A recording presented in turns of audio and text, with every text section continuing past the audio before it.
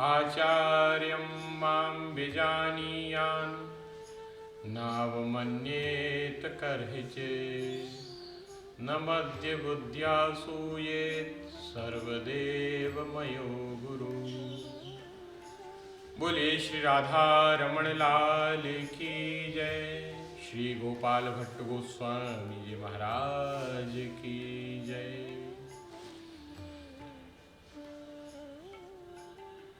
आज श्री गोपाल भट्ट गोस्वामी जी महाराज के पावन चरणों में बैठकर आगे होने वाले आयोजन का एक संदेश हम आप सबके लिए लेकर आए हैं। अब आगे कार्तिक मास प्रारंभ होने जा रहा है, जिसको हम दामोदर मास भी कहते हैं। ये भगवान श्री कृष्ण का परम प्रिय मास है और गौड़िया वैष्णवों का प्राण है। इस मास में जो भी शुभ कृत्य किया जाता है उससे भगवान श्री कृष्ण अतिशय प्रिय होते हैं और अपने चरणों की भक्ति प्रदान करते हैं। इस मास में मुख्यतः हरि नाम जाप करने का, नदी स्नान करने का, तुलसी सेवा एवं शालिग्राम सेवा का विशेष विधान बतलाया गया है तथा श्रीमद् भागवत जो संपूर्ण वैष्णवों का प्राण है, श्रीमन महाप्रभु जी ने संकेत दिया है कि श्रीमद् भागवतम प्रमाण ममलम, श्रीमद् भागवत ही परम प्रमाण है। तो ऐसे श्रीमद् भागवत को श्रवण करने का विशेष फल इस कार्तिक मास में प्राप्त होता है। तो ऐसी ही भावना लेकर के हम यहाँ पर आचार्य के चरणों में, श्री गुरुदेव महाराज के चरणों में प्रार्थना करने के लिए आए हैं कि हमारा जो आयोजन होने जा रहा है, हमारा क्या सभी भक्तों के द्वारा जो श्रीमद् भागवत का आयोजन होने जा रहा है वो सफल भी हो और सबके लिए सुफल भी हो। तो ऐसे कार्तिक मास में 2 आयोजन सुनिश्चित हुए हैं। 30 अक्टूबर से 5 नवंबर तक श्री रास लीला पर चर्चा होगी। 30 अक्टूबर को शरद पूर्णिमा है और इसी दिन भगवान श्री कृष्णचंद्र ने रासेश्वर ने अपनी रास लीला संपादित करी। तो ऐसे अद्भुत अनुपम रास लीला का आस्वादन आप सबको रासस्थली पर ही बैठकर, श्री राधा रमण जी कहाँ प्रकट हुए, बोले रासस्थली पर ही।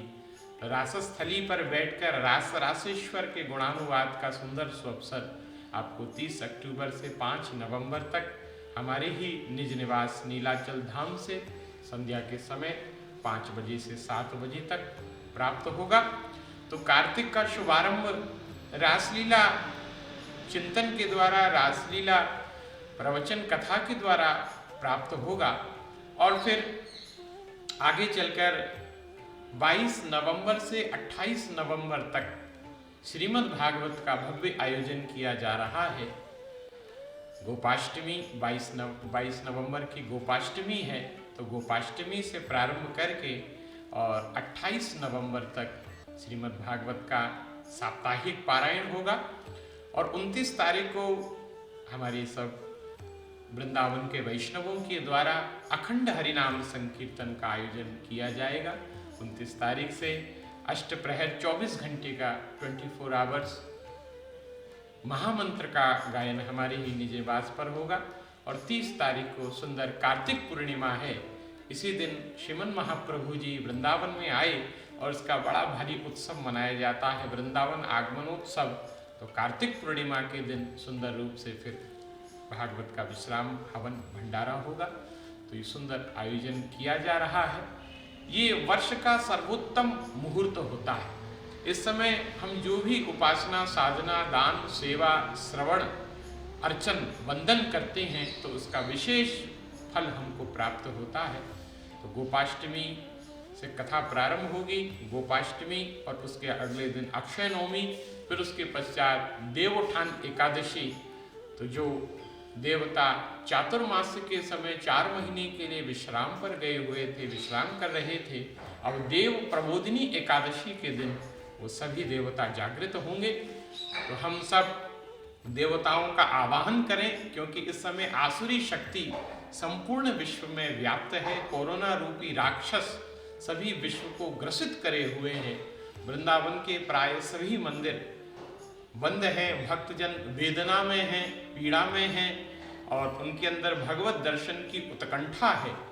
तो ऐसा सुंदर भाव रखते हुए हम सब प्रार्थना करेंगे। और बहुत से हमारे शिष्य परिकर भक्तजन व्यापारी लोग थोड़े से कुंठित हैं, पीड़ित हैं कि व्यापार में कुछ समस्या बनी हुई है, व्यापार चल नहीं रहा है, कष्ट बना हुआ है, आर्थिक संकट है, सामाजिक मानसिक शारीरिक कष्ट है। घर में 6 महीने हो गए रहते रहते, तो शारीरिक कष्ट भी बढ़ रहे हैं।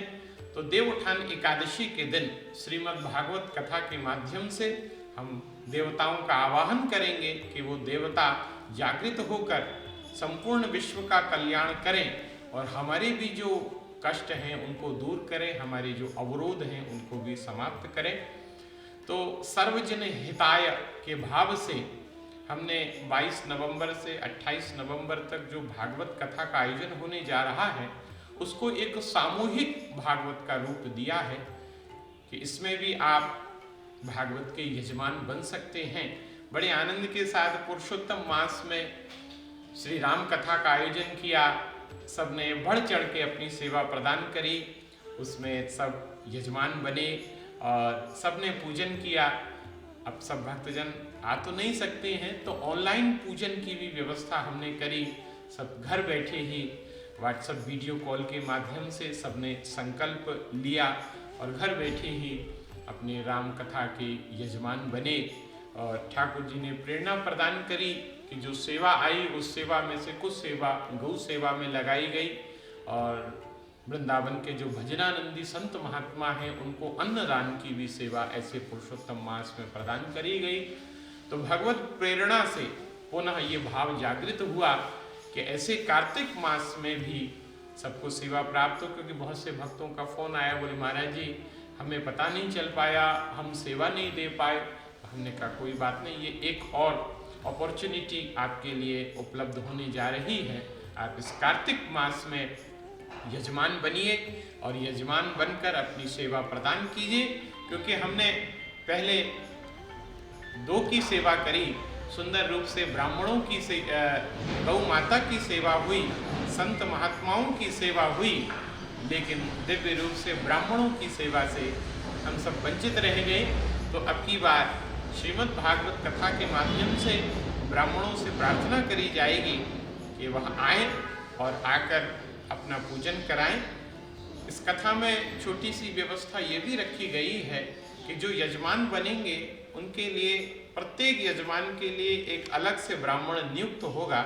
वो ब्राह्मण बैठ करके साप्ताहिक 7 दिनों तक उनका निरंतर श्रीमद् भागवत का पाठ करेगा।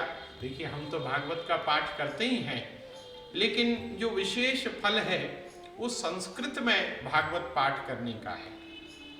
देववाणी है, देवताओं को रिझाना है तो देववाणी का ही प्रयोग होगा। तो वृंदावन के जो विद्वान ब्राह्मण हैं उनका आवाहन होगा, उनसे प्रार्थना होगी, वह आकर के और दिव्य रूप से भागवत का सुंदर गायन करेंगे, भागवत का पाठ करेंगे, जिनका आपको यहाँ हमारे फेसबुक और यूट्यूब चैनल के माध्यम से दिव्य रूप से दर्शन होगा।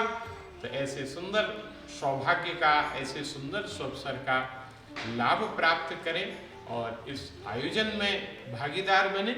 जो भी भक्तजन यजमान बनना चाहते हैं शीघ्रातिशीघ्र जो भी हमारे नंबर इसमें चलेंगे उन नंबरों से संपर्क करके अपनी सूचना प्रदान करें, ताकि जो योग्य ब्राह्मण हैं उनका पहले से ही चुनाव हो सके, चयन हो सके। तो ये सारी की सारी सूचना हमने कहा कि सभी भक्तों को प्राप्त हो, प्रदान की जाए।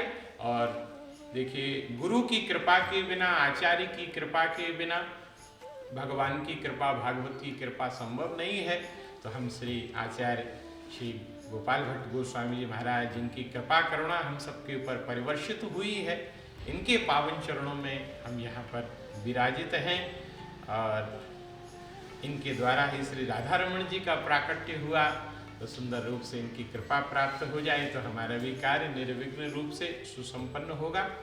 तो ऐसा भाव रखते हुए सब अब तैयारी करें। कार्तिक माह जैसे पुरुषोत्तम मास आपका भजन में और भक्ति में व्यतीत हुआ, उसी प्रकार से कार्तिक मास भी श्री राधा रमण जी के चिंतन में, श्री मद्भागवत के चिंतन में व्यतीत हो, इसी भाव के साथ में सब लोग तैयारी करें। बोलिए श्री राधा रमण लाल की।